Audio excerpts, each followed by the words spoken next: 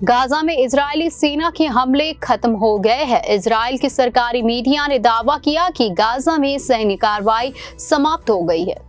Israel के सरकारी media ने बताया कि गाजा पट्टी में इजरायली सेना की लड़ाई खत्म हो गई है। साथ ही ये भी दावा किया कि इजराइल की सेना ने हमास की रफा ब्रिगेड का खात्मा कर दिया है। वरिष्ठ सुरक्षा अधिकारियों ने हवाला देते हुए इजराइल के सरकारी स्वामित्व वाले कान टीवी ने कहा है कि इजराइल अब गाजा में तभी लौटेगा जब कोई नई खुफिया जानकारी मिलेगी, लेकिन सामान्य तौर पर गाजा में इजरायली सेना की कार्रवाई समाप्त हो गई है।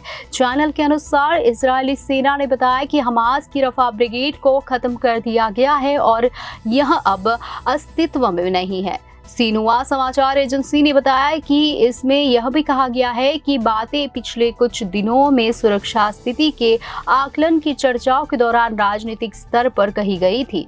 कान टीवी में कहा है कि इजराइल के वरिष्ठ रक्षा अधिकारियों ने यह भी कहा कि जब हमास की अधिकांश लड़ाकू इकाइयां भंग हो गई है तो बंधक सौदे की शुरुआत करने का सही समय होगा। चैनल ने यह भी बताया कि शुक्रवार को गाजा में युद्ध विराम के लिए वार्ता में भाग लेने वाले इजराइल प्रतिनिधिमंडल ईरानी हमले के डर से कतर में विमान से नहीं पहुंचा। प्रतिनिधिमंडल यूएई के अबू धाबी में उतरा और विमान से नहीं बल्कि सड़क मार्ग से दोहा के लिए रवाना हुआ। शुक्रवार को जारी अमेरिका, मिस्र और कतर के एक संयुक्त बयान में कहा गया कि पिछले 48 घंटों में दोहा में वरिष्ठ अधिकारियों ने मध्यस्थ के रूप में बातचीत की, जिसका मकसद युद्ध विराम और बंधकों की रिहाई के लिए समझौता करना है।